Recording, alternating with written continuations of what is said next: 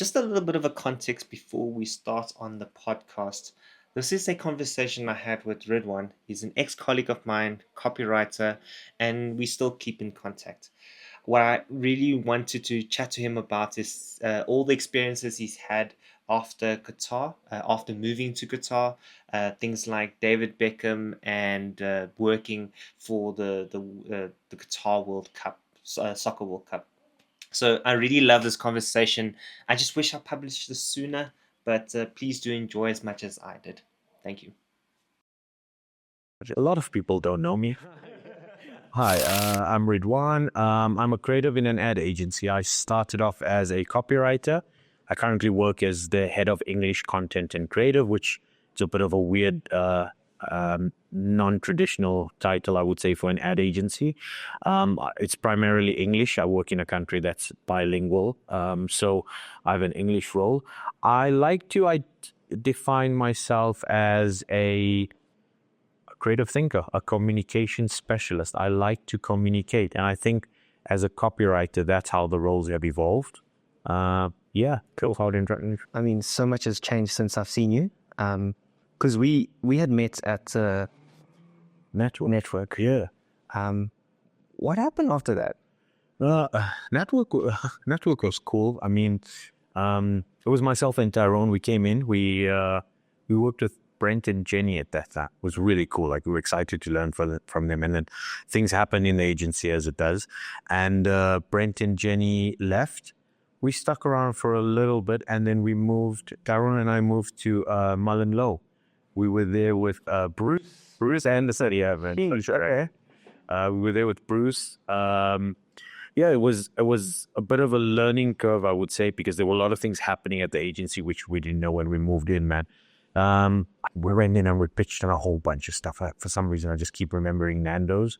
Then we left Mullen Low, and I started freelancing, man. I got married, which I think was like the key thing for me. Was that after I bet you? Yeah, it was around, I got married after you met me. Yeah. Oh, okay. I know. I seem like I've been married forever. Because I thought you were married already. No, I left Mullen Low. I got married, left Mullen Low, and I freelanced, which I think personally was like the best thing to do, freelancing. Oh, yeah. It gives you what's your work hours, and you can dedicate the rest of your time to your partner, your marriage, and stuff like that. So that was cool. And then I freelanced with MNC Saatchi, a few other smaller agencies, and then Bain and Bunkle. You're in Bain and Bunkle as well, John O'Bain. So I freelanced with them. And I then went to work at Nedbank. So this was like a bit of a pivot for me, which was interesting. I love clients. Yeah, I went to work for clients. So what they were doing was rebranding the entire digital platform. And they wanted to be younger, speak to a younger audience and so forth. So it was cool. Like, I got to rewrite their language to make it more trendier or speak to a younger audience in that sense. And it was cool. You know what I enjoyed the most about it was it wasn't just writing the language.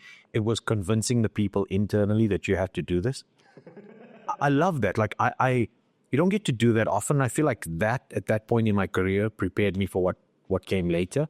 But it was like convincing these I hope they don't see this. These aunties, like they were like in charge of language, and you had to go to them and you had to convince them why this is being said in this way and it's not in that. They were much older than you. Much old, generationally older. No, it's that. They spoke the way Nedbank spoke. Like when you met them, you'd go, I understand why the bank speaks this way. Okay. And then like it's internally speaking to people like, hey, simple things like opening your app and going, well, hello there. Like just these like conversational, like showing what communication should be. And I enjoyed that a lot. Like that's probably, I would see myself having done that for a long time had I not gotten a job offer to go abroad. I mean, I always wanted to work abroad, and when an opportunity came, I got headhunted by Leo Burnett. Oh, for a moment, I thought it was your wife's job that took you there. No, it was me.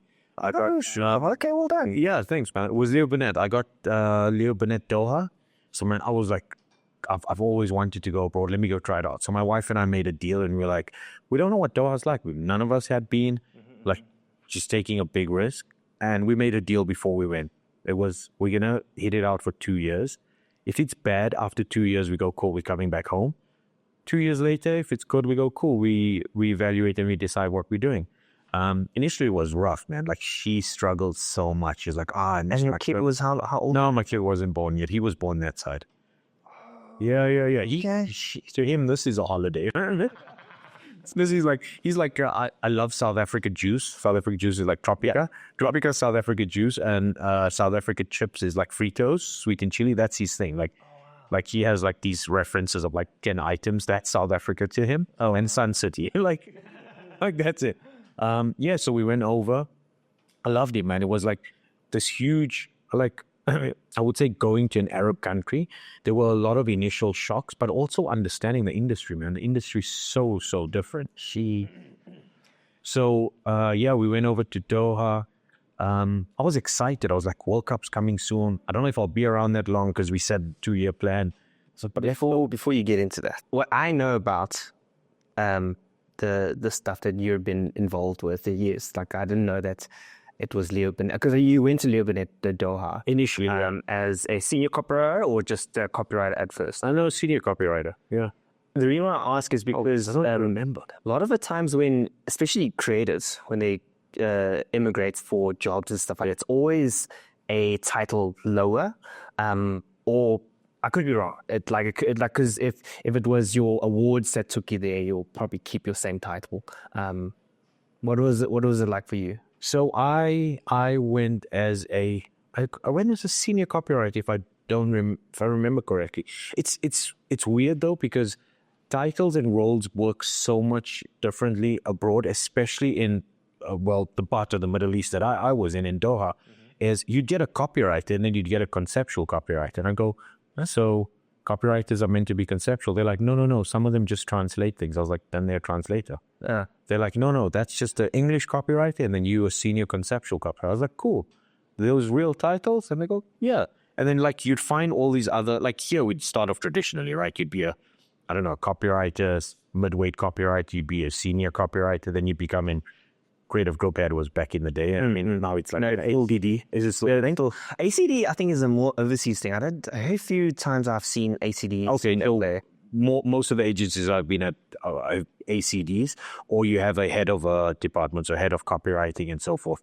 But it's meant to be an ACD, head of direct, type of thing. Okay. But man, titles are so weird. I find titles interesting. They, especially a lot of creatives or ad people tend to move agency to agency just for that elevation, if you want to call it that. So the question. So when you're moving abroad, yes. I've seen that. I mean, I've done it as well in my career, where to move up, you have to sort of change agencies. I think I was fortunate that when I went abroad, I stayed at the same level.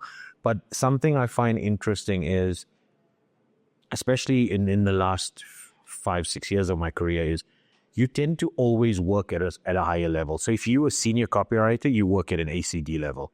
You work at a group head level. There's a lot of responsibility put on you. Like my first week in, I got asked to go pitch to a client. I was like, I don't even know what the weather's like. Yeah, and I was like, okay, cool. Who's the client? And they're like, Harvey Nichols. I was like, what?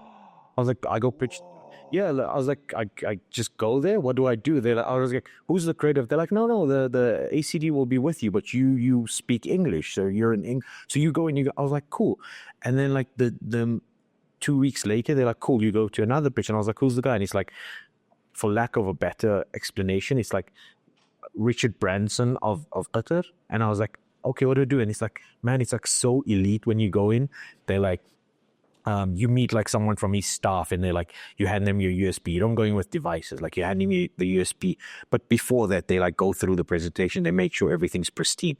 And then like you'd go up, you're in the 26th floor, and then they're like, cool, we now go up, and you hand him the USB, and then you go in, and there's just a keyboard and a mouse on the table, and you sit there, and like the boardroom's right next to his office, and they set up this whole thing of like you need to be proper. And then like he walks in and he starts like making jokes, and he's like, and this guy, yeah, he's like such a cool guy, and you're like, people are normal, man.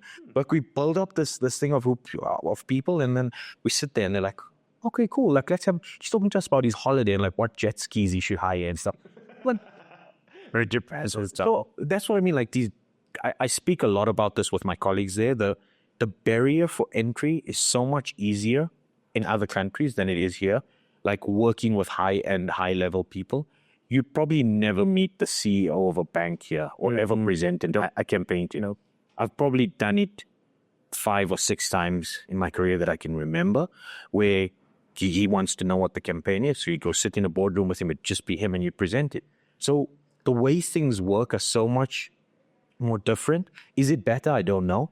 But you learn all of these different processes. Like here, advertising, you tend to sit in an agency and you come up with all these ideas. And at some point, it gets taken over by someone more senior that carries it on. Whereas there, it's like you go from start to end. And I think it's kind of cool. It is, man. I feel so blessed for the opportunities that I've had.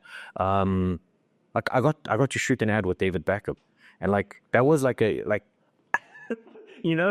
for a moment, I was going through your Insta. Yeah. I thought it was one of your cheeky, like, Photoshop thing.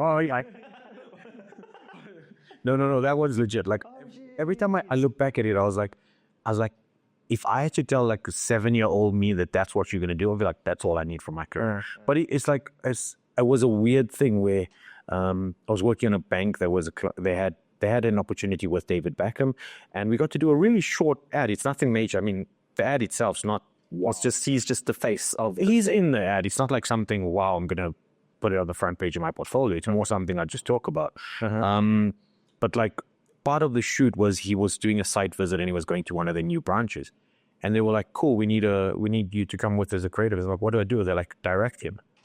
I was like, "What do you mean direct him?" They're like, "Cool, we got a videographer. It's just a by the way thing. It's nothing." And he's You want to interact with him. dude, I was like Ferguson on the sidelines. I was like telling him, move up, move down. I was like, at some point, this dude's going to be like, who do you think you are? But again, with him, like his team, they're really awesome. They're super professional, and they prep you for he's coming in. This is what he's going to do. Like you can talk, like I think the proper protocol. And then he walks in and he's like super chilled and he like talks to everyone, has a chat. Like you realize people are just people. That's an opportunity I'm so grateful that I had. I know you're a football guy, and that must have been like, Oh man, highlight of I won't say my life, my wife and kid will probably, they'd be upset if I had to say that, but it's definitely a career highlight for me. Oh, for sure, man. And I think the fact that it went well, because usually it's like, don't meet your heroes, right? Don't meet the people. Like I remember working here, I met some of the guys that I look up to, radio and stuff. And then change your perspective. Yeah, you work with them and then you go, oh, what a dick. Like it changes your perspective. Yeah, for sure, man. And there's things like my philosophy in life with people is always every person that you meet will teach you something. It's either what to be or what not to be. Like that's it. Like you look at someone and you go, cool, that's the type of person I want to be. And like when you see these guys, like you go, I like that I don't just mean Beckham, I know we're talking about him, but just people in general, like, it's like, cool, I like that I learned that about you. People put you up so high, but you're like down to earth. That was a cool thing about him and others as well. Like, again, we hype things up so much, man. We hype awards up as well, I guess. Yeah, well, I serve it. We'll circle back to that. I kind of interrupted you when you're talking about that next phase on the thing. So your company, Leo Burnett, at the time, did you have to pitch for the FIFA World Cup, or was it just landed on your desk? So World Cup wise, because Qatar is such a small country, there's so many brands that no matter what brand your company has, your agency has, you'll touch the World Cup in some sense. So for 2 years building up to the World Cup, I worked on QNB, which was the official sponsor of the World Cup. We had a bunch of campaigns for them. We had Visit Qatar, which is the tourism as well, tourism board. So I worked a massive part of it. It is. I mean, it's one of those pieces of business that are split across various agencies, some local, some international. But to some extent, you get to work on it.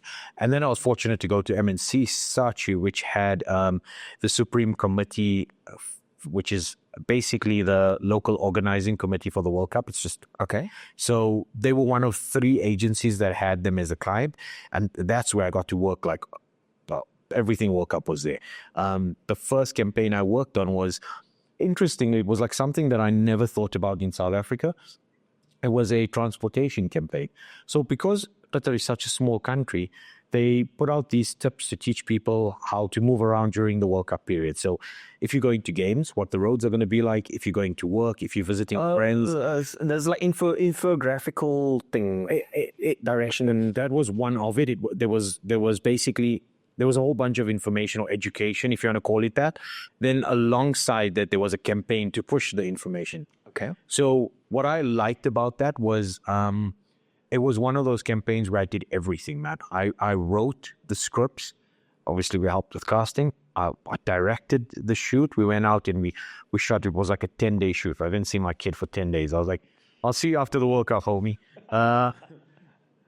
As a football fan, man, it was awesome. For 10 days, we got to do that. We got to go to the stadiums and see inside. Like, this was like pre-World Cup. Everyone was like getting excited. I was like, I'm running around stadiums. I'm like lying on the floor.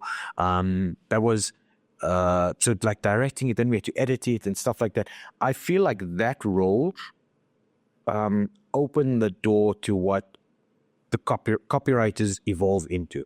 Like, I mean, starting off as a copywriter, you'd write headlines, you write script, you do lots of conceptual thinking. I mean, everyone should be a thinker regardless of your role. But like copywriting has evolved into a stage. For me personally, it's where you speak on behalf of the brand. You are the brand's language. So whether that's writing a headline or pushing out a piece of content or a TikTok reel or whatever it is, you need to maintain that brand language. And for me, that's like the most important thing about advertising. Like, yeah, cool. Awards are great. They're good. Go for them. You need a goal. You need to push on that. But writing a brand's language, I find is awesome. Like the fact that you get to speak on their behalf, that this carries over into different countries.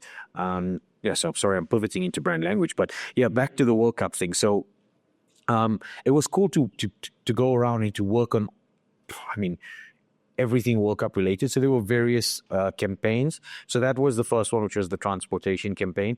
Then there was one, there was bits in between we worked on. And then we did the legacy, which was post World Cup, which was the World Cup's done. Everyone's seen it and there was all this hype around it. And for me, it was pretty awesome. Again, another highlight of my life. I feel slightly biased about it, I guess, as a Muslim in an Arab country. The thing I love the most about the World Cup was I think it comes from a lifetime of compromise. Like as a Muslim in advertising or in any industry, we tend to compromise always. We go to conferences, we look for halal food, or we end up eating vegetarian stuff. We look for a prayer room.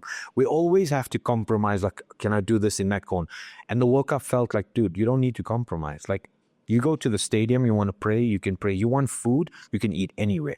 Like, I know to someone else that might seem, oh, that's so silly, but it was the opposite of what we did our entire lives. Like, I've been to the World Cup here. I remember Soccer City, man. If you wanted halal food, you had to go up to the 3rd floor because there was one halal kiosk. And I was like, dude, are we like not allowed to eat as well?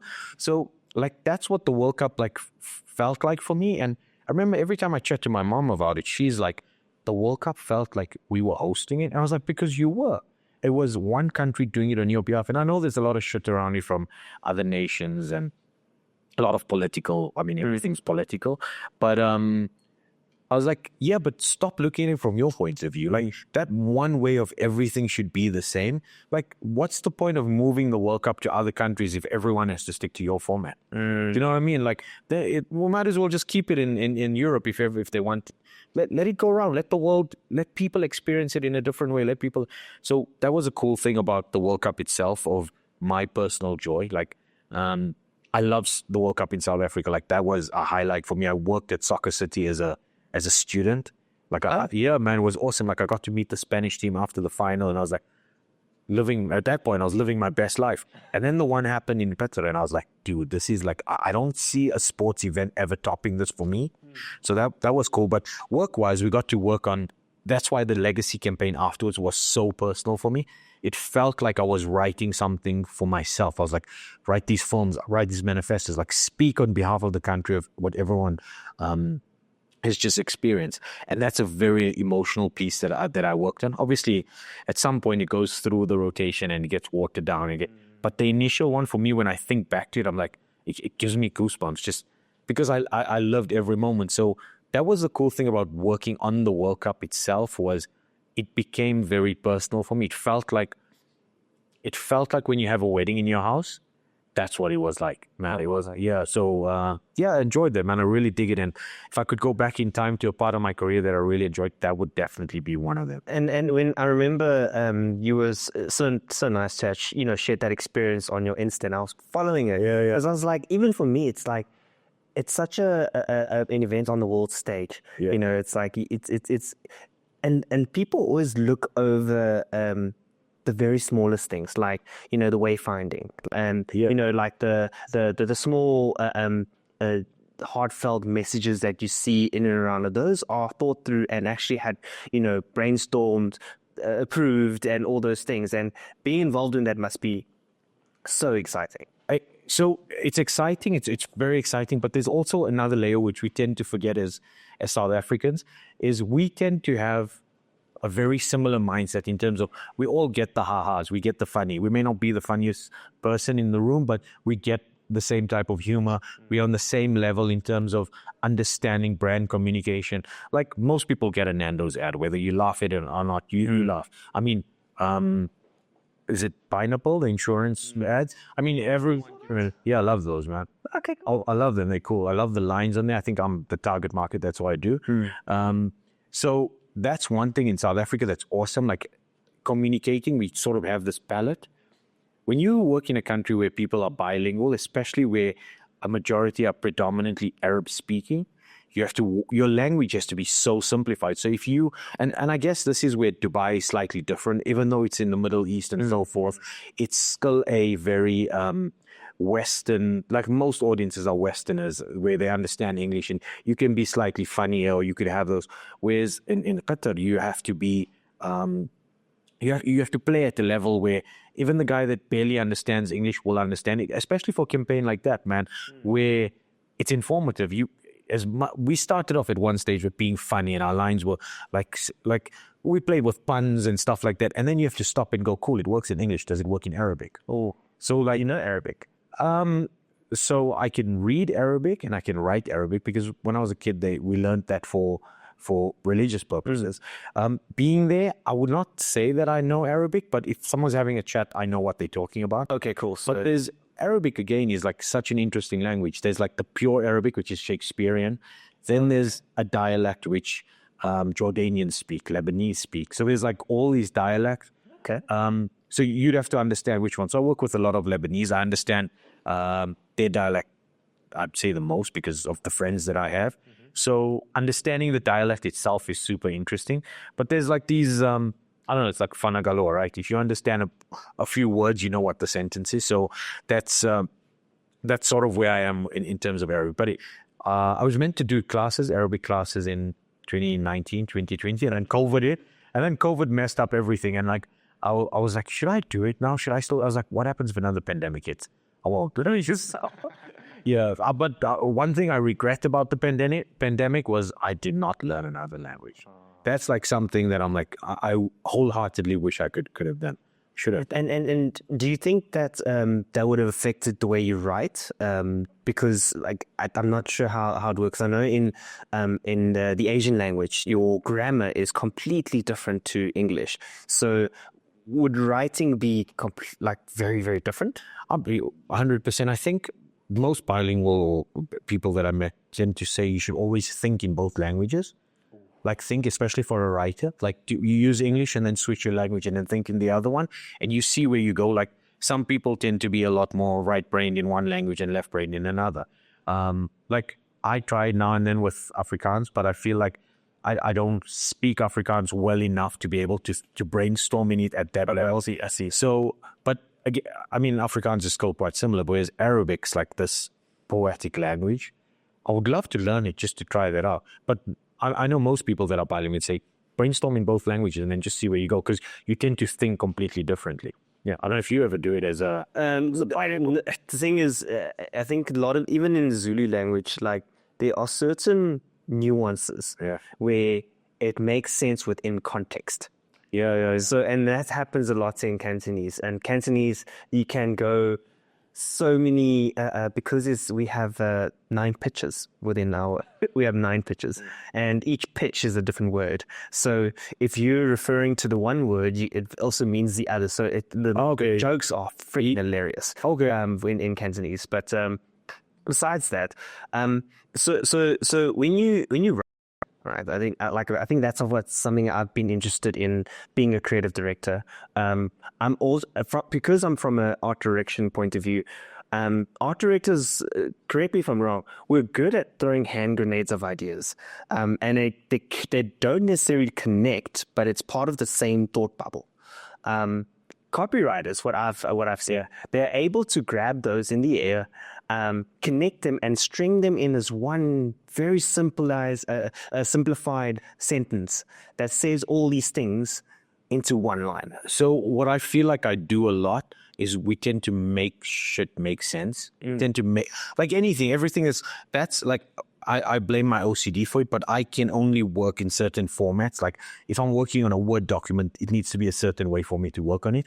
But that's because of that. It's like I grew up, when I went to advertising school, I had a lecturer, Constance, that would always, she From a AAA? Or? Yeah, it was a AAA. Shout out Constance Smith. She prepared me for that in the sense where when we were in the copywriting room, she used to tell us that art directors will do exactly that. They'll give you all of these things and they'll land ideas and words and sentences and your role is to grab all of those and make it make sense. That was it. And she's like, your role as a copywriter is to bring everything together and then simplify it to a core. Like that's something that's been very important to me. And that's always my starting point. Like I love to know as much as possible about everything. And I always feel the best way to know things is just to chat to people. Like people's experiences teach you the most. You can pick up a book or you can maybe read a review or something, but like just sitting down with someone and having a chat, you learn so much, man. It could be about the dumbest thing, but you're like, I'd like to know that.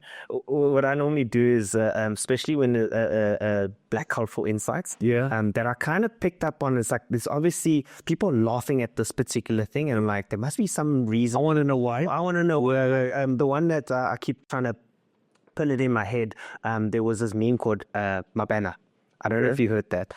So it's just, everyone's like, when someone tripped and falls or like being an idiot, or I think that's the correct definition, they would call him Mapena. Oh, really? Because there was this viral meme that was going around. I think it was like a South African army thing. And then they were doing this training course, and this dude could not like jump over the thing, could not do the thing. He's like, Mapena. And that's, for me, it was like, I needed to go to speak to the right people. Yeah. Why is it funny? And that's just one small example. Like there's other phrases and stuff like that I always cross-check with the right audience. And you're right. Like that's the quickest way you could learn something. Of course, man. And what does it do? It just takes having a chat with someone, and you learn so much about it than you would. I mean, in today's time, you could just chat GPT things so much. But people, just speaking to people, I'm guilty of being very disconnected with South Africa on a lot of things. Like I go through these phases where for like 9 months I know nothing of what's happening here, and then I go through a month of like I know everything and I understand all the memes, and then I go back. But in those 9 months, I'm always asking my sisters, like, what does this mean? Like I want to know. I'm very South African to the core, where I still want to know what's happening at home. I still feel like it influences a lot of my thinking. Understanding the industry on that side also understand is that we're different, man. We are so different in the way we communicate. But that's why speaking to that specific audience, when I was talking about the language barriers, you have to water down things so that's where like the first thing that clients tend to do is they drop the humor, right? Because not everyone gets the joke. And that's always hurts the creative heart. Exactly, it does. But I mean, anytime you're watering down an idea, it tends to hurt. Maybe this is the mature side of me going, I understand why a lot of brands do it. You are a brand at the end of the day. You are, it's a business for you. You need to see certain things. I do feel like initially, like advertising in specifically the part of the Middle East where I'm in, was very old-fashioned, where it was like, let's just keep on doing the things that we were doing. But I feel like in the last 3-4 years, there's just been like this burst of like people wanting to do cool shit. Do you think it's because of the World Cup? I don't know if it's the World Cup. I like to think of it as people were very traditional or cultural, and they were always cautious of upsetting someone or someone being upset. And I feel like a younger generation has come through, and they're more in these roles. Like younger people are in marketing roles or brand roles, and they tend to be, for lack of a better term, braver with it. And I don't think it's just something there. I feel like this has happened globally. You look, brands tend to be braver. Like I've believed that, or not I believe, the things I see, a lot of brands are braver than agencies are at the moment.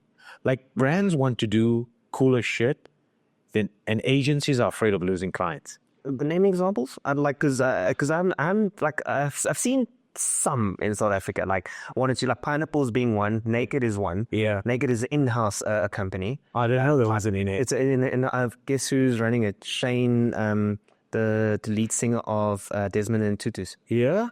That's cool, man. Yeah, and then the Pineapple is Pineapple in-house as well? no, it's an agency called, I just slipped my mind. I'm so sorry. It'll come back to me. It's a small agency that's good enough. Okay, so that as an example, like I feel like agencies, or again, that's the agencies I've been surrounded by in the last 2 years, would be so worried to show that to a client, to the client, because they'd be like, oh, what happens if they this is not what they want? So what they tend to do is we go, cool, we're going to present 2 ideas. Just keep going. We're going to present 2 ideas that, hey, this is going to keep the client happy, but then we'll go, here's another one. If the client's feeling a little brave, they could do that. And I feel like we've lived through a time where agencies have lost a bit of their this bravery, this, hey, let's go out and do something that the client themselves would never think of doing. There are still a lot of agencies that do it, but I feel like there's always this question mark or this asterisk on, hey, let's not upset the client.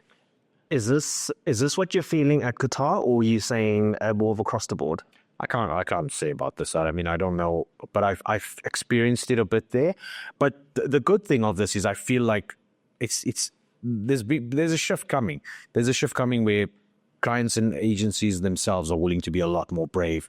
I'm so glad you say that, because and there's a couple of brands that has given this new hope and this breath of life into the media and advertising sphere, because now media has kind of evolved, advertising has evolved. Like I don't know if you follow Liquid Death. Yeah. I've seen all this stuff. They're amazing. It's this dude who fell out of advertising, and he just started this brand with canned water. I don't know that. Like I know the brand, and I've seen it in so many places. Like So it's a dude that he I think he comes from a rock background, and you can tell by the definitely rock. Like it's very tattooed. Yeah. And his theory was, like if you want to be sponsored by a brand, it's always something like Monster or energy drink, and you're like, you don't want to always drink energy drink. So he's like, okay, cool. Like, what's the one thing that we can tackle if it was water? And it's like, just package it in cans. That was it. And it's also, and then you build a brand around it, and the amount of fun they're having. Oh my gosh, it's freaking hilarious. You should see some of the stuff. It's like, I'll definitely check. It's a pregnancy lady, like even a pregnant lady can drink it, but they look like a beer can. I've seen them all over. Like they're always on like maybe influencers have seen them, but like at basketball games, like courtside, you see a few cans and stuff. I feel like that's where I've seen it. I know of the brand, but I've never paid attention to any of the. Take a look. It's a lot. I definitely will. But advertising is like in this weird space of. I feel like you can't just be an ad agency anymore. You need to be full circle. You need to be like a full creative solutions company. And many may disagree with me. Some still believe the old traditional way works. But I feel like you need to offer clients creative solutions throughout. It's not just about what your new TV ad looks like or what's 2 months worth of social content going to be. It's like, how are we using creativity to solve what's happening?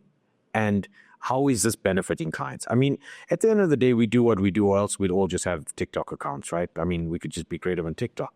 But it's like you using your service or your skill set to help businesses evolve or grow and so forth. Like for me, like I said earlier, that's deeper or more rewarding than anything else. Is like brands like being a part of who they are. Like always, I love it to work on a startup. I love working on a startup brand because I feel like you're at a point where you can help or dictate where this goes. And when it goes there, you go, cool, I worked on that.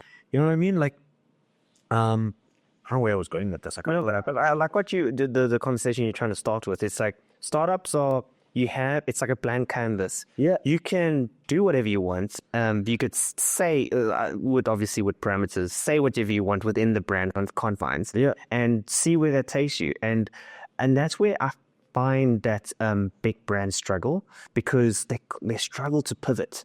They because they're so careful of their current clients, they're worried about it pissing them off or something. By introducing something, but then you get people like Pineapple starts afresh. No one knows who they were, and then they come up with these wincy little headlines. It's so smart. Greatly placed. I'm not too sure about their new campaign. It's. I didn't see is the new one the one I ordered. So what they did was it came out. Its timing was great. So it's kind of said like very weird headlines. It's like and it meant nothing. It was like gibberish. Okay. It was like car broken down, downside. And then it was like it had the 3 words, and it meant all the words meant nothing. Yeah. It was like look handwritten. We're not the target market. That's what I said, but you can hear me out. And then they have a follow-up campaign right now where it says like, oh, we tried something, it didn't work. Sorry. Advertising hard, insurance easy. Oh, which is clever. Yeah, that's my only issue with that campaign is that they left that first bit up way too long. Oh, okay. It was like, I think maybe 2 months that it stood up there, and it's kind of like, at one point it became like wallpaper because it's like you saw them waiting for the next shoot. So they really wanted people to see before the next phase came out, which I get it. yeah, and because why? But then when the next shoot falls, it's kind of like it feels like the doom is because so late. Because the second or the punchline of it would have still worked had you not seen the first bit. Do you know what I mean? Because they said advertising hard. I mean, I'm guesstimating from your vision of how you described it. I don't know, man. That'd be interesting to see how it worked for them. But that's what I liked about the first generation one of their campaign was reading those lines. I felt like I wrote them because I was speaking to myself. And that's what I love about it, man. Like I fell in love with advertising because of Nando's. Like Nando's was like the way Nando's spoke. I just loved it. I was like, that's me speaking. If I owned a brand, that's how I would speak to people. But what I love about Nando's now maturing as a creative is how they speak in that same tone and that same language out of South Africa. Because initially it just felt like a very South African thing. And now like in the Middle East, in the UK, all that, yeah, man, like I was like, how do you guys manage to do this? And I was like, that's such strong brand power because Nike and Adidas do it all the time, but they speak in the same brand language to everyone. Like, really what strikes and like exactly, it's this inspirational manifesto style of you can do it, blah, blah, blah. Occasionally they'll pivot and you get a smarter line, but it still fits in the same bracket of the same. But Nando's do it in a way where it's so risky here, but in other territories, it's risky, but it's not dangerous, if you know what I mean. Like, and I'm like, that's so smart how you guys do that, and I respect the hell out of that. Like, and then that's what's so powerful about building that initial brand tone, because then it translates. It almost becomes the formula to move forward and overseas. You know what's so sad about the Nando's is that when we were coming up in our careers, that was like. If I could be I'll be so happy. I'm set for life. Yeah, those average. Now it's. I don't know how much you follow the I haven't seen anything that felt Nando's-y. You know, it's because Nando's, which I'm assuming, I hope someone can confirm this for me, is Nando's kind of dialed down the South African, more punchy type ads, and I'm assuming they pushed it more to global, which is why you're able to maybe those things, and their focus completely changed. Yeah, so cool thing was actually the first ad I ever worked in was a Nando's ad. Yeah. Until today, I love it. It wasn't a film or anything. It was like a poster or something. And so Talk about it. no, it was just I was an intern at Black River, and we just needed a whole bunch of ads. Suhana there at the time. Suhana interviewed me for my internship, and then she left, and I was there. Amatili was there, man. Amatili is amazing. Like, you just sit with him for 5 Oh, yeah, he's amazing. and he's just amazing. You're like in awe of him firstly, and then like you learn. If there is like one person, anytime you meet him, you'll leave the conversation just knowing something you didn't know, or feeling so inspired that you'll definitely learn to do something awesome. So like it was my AAA internship. So I was there, and one of the briefs was just writing a whole bunch of headlines for the new year coming in. And if I'm not mistaken, it was like for a January meal. There was a January meal coming out, and like, everyone's like, Kid December, boss, Kid December, just in December. And then it was like a budget meal in January, and I remember there's a joke amongst my friends, and that's how I remember, and the line was like, Ish, Kid January. And then like, buy this budget meal. Like, everyone's tight. And I remember working on that. It was meant to just be in store. And like, I was excited, man. That was like the first piece of advertising I did that like went in store. And my mom saw it on a billboard somewhere. She's like, they use this out there. I was like, okay, that's nice to know. And I think she back then she took a photo of it. Photo's probably super pixelated by now. But yeah, so like that was the first thing, and I always go like, cool, I love that I worked at Nando's. Like, I could say that there were other briefs in between, but like that was the first thing that was well done. That's cool. Yeah, I mean, it's not the biggest piece of work, but when you're starting off in advertising, you just do something, you're like, fuck, that's awesome. Like, I love it. Yeah, and I always wanted to work at Black River to see how the process was. That time, do you remember like they do these tactical ads, like something would happen in the newspaper? So well timed. Within like 5 hours or 24 hours, you'd see like something awesome. You'd be like, fuck, I love that. I loved, as a writer, I love them. Be like, you guys are so smart. And like, then just being there and seeing like the process behind it, and like all of these guys that work, I mean, they worked in some of the most iconic ads. And I was like, fuck, it's so nice to learn from you. Yeah, and then, I mean, from Black River, I eventually got a job at MNC Saatchi. And again, it was really cool. I just joined, Tyrone was there as well. Tyrone was my art director at the time. We just got in, and I got a brief for Edgar's, man. Edgar's was a cool client to work on because they do so much TV. Like every 2 weeks, you'd be shooting a TV ad, which only later on in my career, I realized that wasn't the norm. Yeah, what the heck was that? They shoot so much TV here. But like 3 days in, I got my first script approved, like a film ad. And I was like, fuck, man, advertising's easy. Like, they call us, like, I'm going to come in and I'm going to work on birthday cards for the first 12 months. And I was like, no, this is cool. But Do you think that is your ability and work ethics, or was it purely luck? I think it's a combination of ability, work. I was a really, really like enthusiastic creative. Like, I knew So humble. No. I mean, like, I knew I wanted to work in advertising from the time I was in school. Like a lot of guys or colleagues of mine now, they all went into careers and then they sort of pivoted into advertising. When I was in school, man, I'd watch ads on TV and I'd go, hey, how would I write this better? How would I do the follow-up ad? You're making like that already? Yeah, and I'd script them, man. I didn't know what a copywriter was. I was in school, man, like grade 10, grade 11, right? That's amazing. Yeah, man, I remember, like, I had a flip file full of these ideas of, like, I'd watch an ad and I'd go, like, cool, how would I do the next 36 ad? How would I do? And then I'd write them up and, like, I didn't know what advertising roles were. I didn't know there was a copywriter and an art director. Then I researched schools, and then AAA asked me, like, hey, what do you want to be, a copywriter and art director? I was like, what's the difference? They're like, cool, here's the entrance exams. But I remember looking at the art director one, and I was like, cool, draw something. I was like, I can't do that. I'll do this. I didn't know what a I did well in English in school and stuff, but I wasn't a writer. I learned to become a writer because I just wanted to have cool ideas. Like, I was an ideas guy. I mean, everyone in advertising is, but I didn't know the roles were defined. So I was very passionate about working in advertising. And I think that was something at the beginning, but I don't think it's myself. I think it's credit to the creative directors that I had at that time. Like, I worked with Mick and Nick initially. Oh, wow. Yeah, Mick and Nick were awesome, man. They like, when you worked with them in the studio, there's no hierarchy of you're a junior. You'd get briefs on equal level to the seniors. You'd work on everything. If it was your brief, you'd handle it from start to end. It wasn't this thing of like, oh, you have 3 months in the agency, man. I have so much of respect for them. And exactly, it comes back to the thing of the people you meet, the things you learn from them.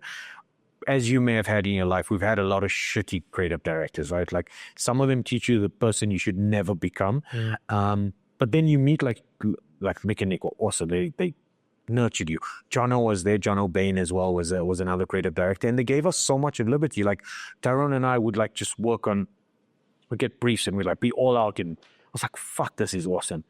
So like 3 days in, we got our first script approved and then we worked on it and it evolved and we kept them growing and so forth. And then there's certain parts of our career that we wanted to grow at. And that's where it was things like working on, for me as a writer, working on radio, like going to work with Jenny Glover. I mean, I got to work with her for a brief period, but I learned so much from her. Well, Rent and Jenny, man, they also like, yeah, it's like the David Beckham thing. Like in an the ad industry, you hear these names all the time and like you build them up so high and then you go work with them and they're like these normal people and they're like, they have your back for everything and they're like, cool. And they like just nurture you. So I think like very young, early on in my career, that was awesome. I got to work at some cool agencies and man, also on like some really cool brands, like having Nike, Mercedes-Benz and stuff. You don't understand the weight of that until you speak to people about it. You're like, cool, I got to work on these brands. And it plays a big role in developing who you are. But the thing that always mattered to me from the beginning was I came in and like I was like, everyone speaks of these awards and you want to win awards. You're like, cool, I want to win awards. But I think as you grow, for me personally, awards are important. They're important because you should have a target. You should have something you want to go. But there's not just one road to getting there. I feel like as a creative in an ad agency, you have responsibilities, man. You have responsibilities to your client. Is it working? We don't just do shit because we're going to win an award. I mean, scam is a real thing, right? Yeah.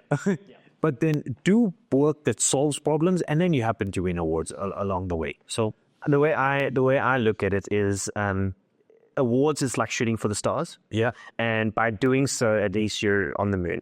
You know, like one of those Instagram quotes. Yes, you know. You haven't just been scrolling through my profile. I'll be risking that. But yeah, like and then that was always been my personal mandate. Is that regardless of whatever briefs lands on your desk, yeah, do it well.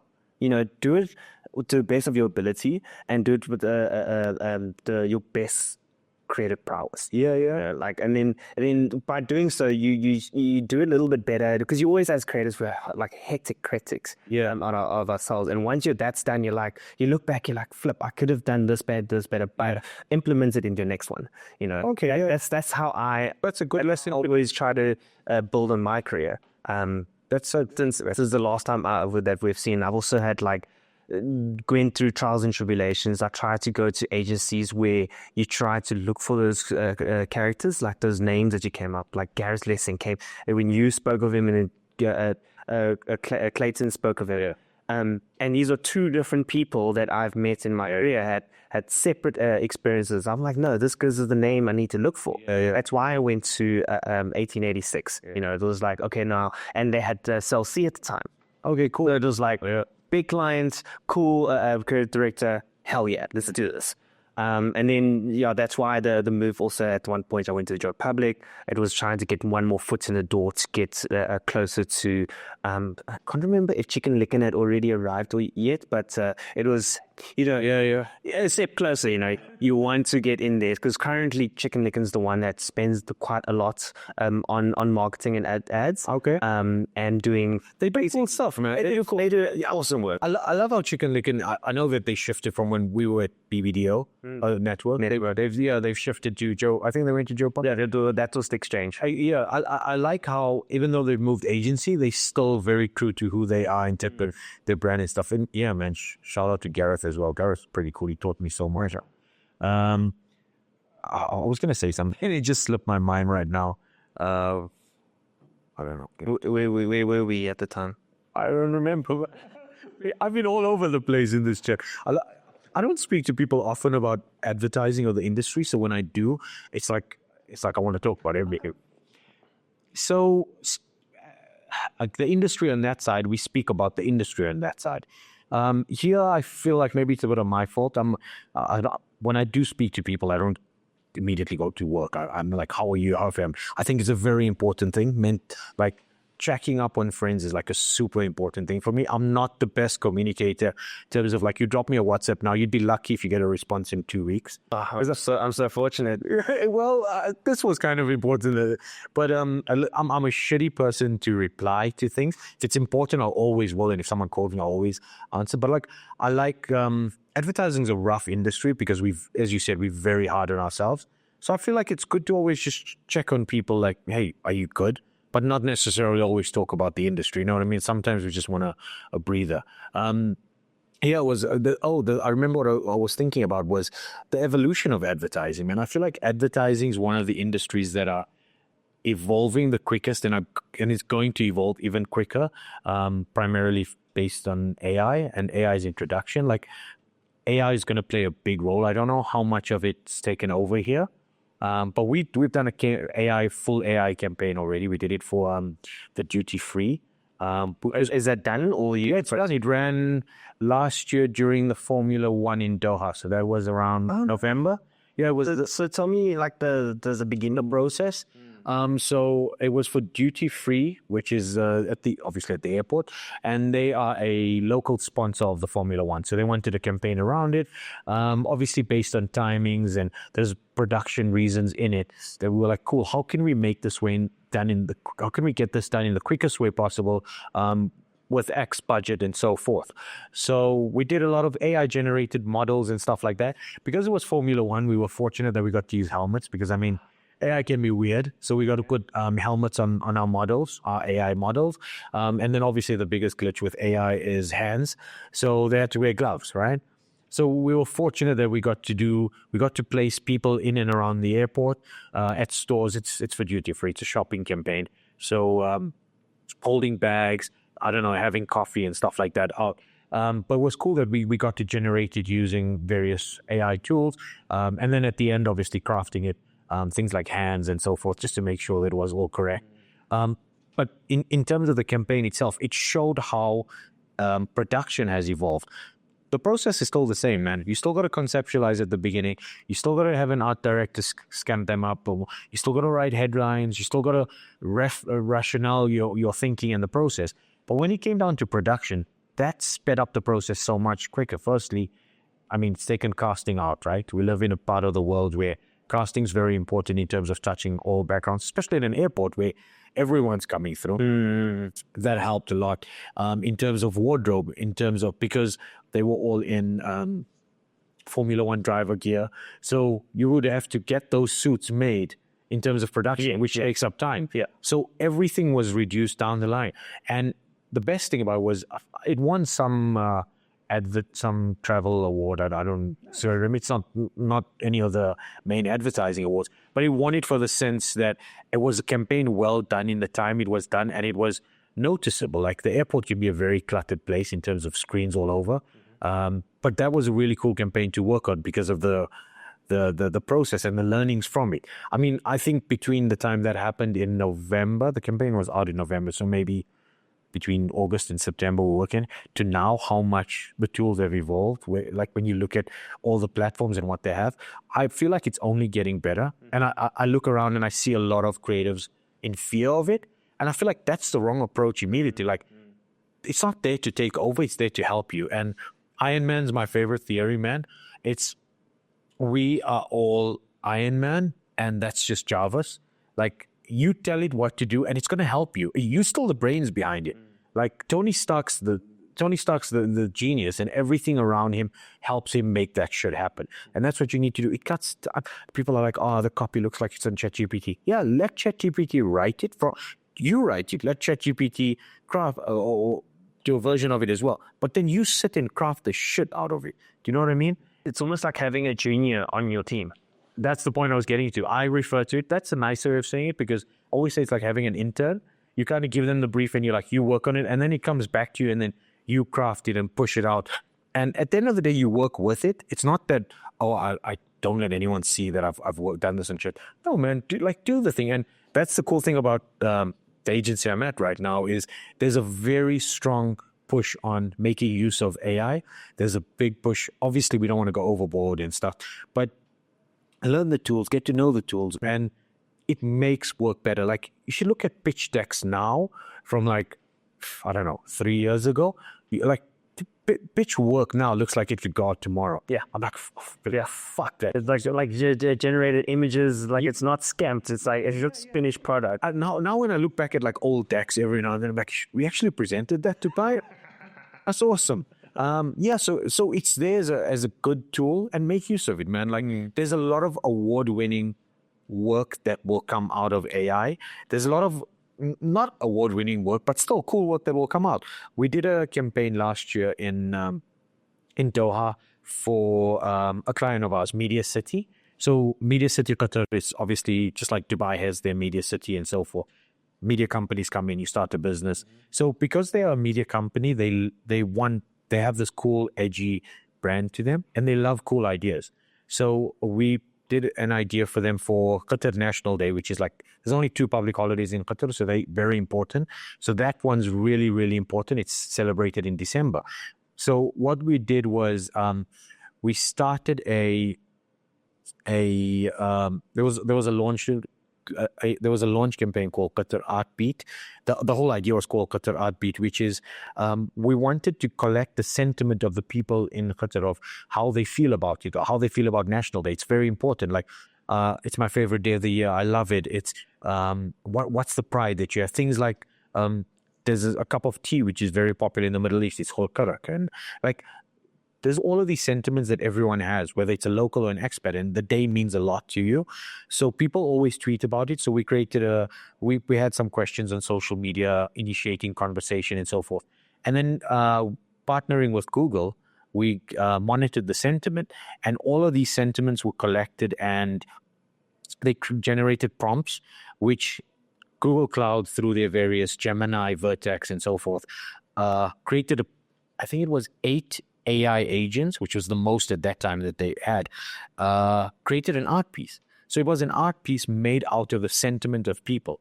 And this art piece was launched on National Day. So I think I may have made it sound a lot more complicated for the idea, but it was basically people would tweet and hashtag and whatever it was, and then the AI would just collect the sentiment and create prompts, and the prompts would evolve as things went along. It's a cool idea. And then it created an art piece at the end. And the thing is, the art piece is what the people think. When you look at the art piece, it came from you. So that was like a really cool way of using AI. And I know it's like, I think we won a Guinness World Record and stuff, or we set a Guinness World Record for like most people engaging and stuff like that. But that was like 5-6 years ago. We'd never thought of doing something like that. We would have probably gone, oh, we need a hashtag. And then from the hashtag, we're going to do, okay, there were hashtags and stuff in the campaign, but I mean, just the use of AI to assist us in this. And I feel like that's just like the starting point. You see a whole bunch of cool things coming out. I know, I think Links this year, there was a campaign that used AI to monitor shaded areas. I mean, the Middle East is really hot when it's hot. So to monitor shaded areas, like shade from buildings, to create routes for delivery drivers. So when they buy links to buy links. Is it not links? What is links? No. Links is like the lorries of the Middle East. It's like Dubai links. Okay, yeah. It's like, it's part of Cannes. It's one of the award shows. It belongs to Lions Casual. But I remember seeing that case study, which was that it's basically like your Mr. D drivers and stuff, but it's super hot there. So to give them routes that are shaded, but it used AI to monitor the sun and where the sun would go through it. If I remember correctly, I think that's what it was. But that's such a cool way of like AI evolving the industry. And I feel like those ideas are cool because it's like meaningful. Whether it's giving drivers a shaded route, or whether it's creating this moment of sentiment, or collecting people's and like one how would you say it, one breath of fresh air, I don't know, like one sentiment of the nation. Like, that's such a cool thing to do, and I feel like that's meaningful stuff. Whether it wins anything or not, for me, I would love for it to. Doesn't really matter to me, but I feel like the fact that we had a moment, it's part of a legacy for that day. I feel like that's good enough for me. That's awesome. I know that we could talk till the cows come. You mean I could talk, man? I don't shut up. hence why I wanted you on this podcast. So, just to wrap it up, where do you find inspiration now? Just to get your brain juices going for inspiration, where do you go? I think as a writer, I love reading. I have a lot of shitty days where I go, cool, where do I start? Like, how do I go?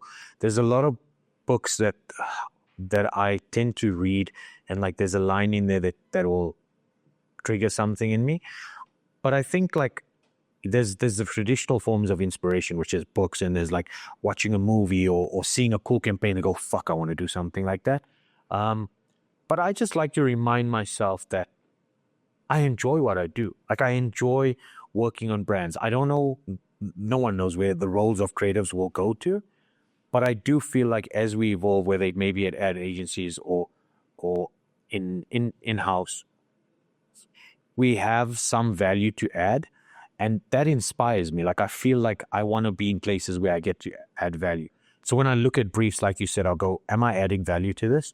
And that moment inspires me to do this in the best way possible. Man, I have a lot of shitty days where I'm like, fuck, I just want to get this shit done.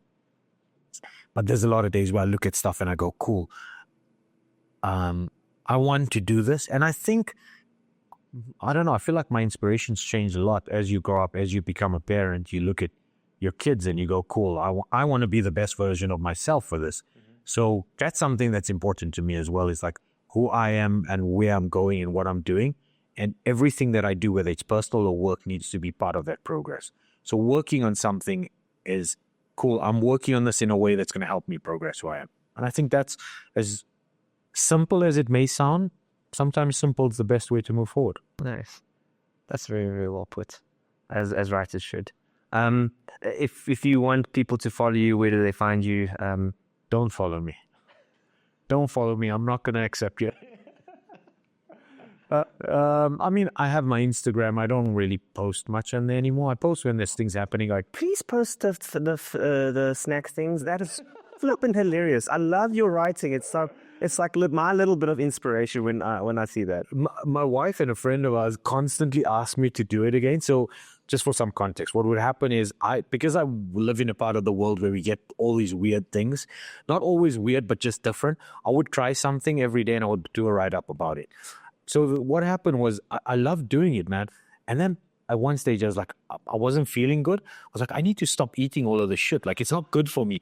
And then I just stopped. And then I was like, I miss it though. Man, I was getting like, I felt like an influencer. I was getting, people were giving me baskets and stuff. So that, yeah, friends would go out. Yeah. A friend of ours who happens to be an influencer just put together a basket and she sent it to me. She's like, try all of these things. And then like I'd have like a friend of mine who's a pilot, and he would travel to these countries and he like bring me back like snacks. And then people would find things in stores and they're like, he'd love to. And I just collected all of these, but I will do it again. It's on my list of things to do for this year, but I will. Yeah, but it was awesome. Thank you so much for making that time for me. I really appreciate it. But yeah, I also, if you do come back around, like I'd like to have a follow-up. There's so much I want to talk to you about. But yeah. Or you visit me, man. We bring your camera. Oh, all the more reason to go to Qatar. No, definitely. This is a good chat. Thank you so much for having us. I love chatting with people. I love learning, and thank you for everything. We're a weird bunch working in advertising, but we're a weird bunch that understand each other. That's so rude. Thank you so much, dude. Stay cool. I'm shocked now.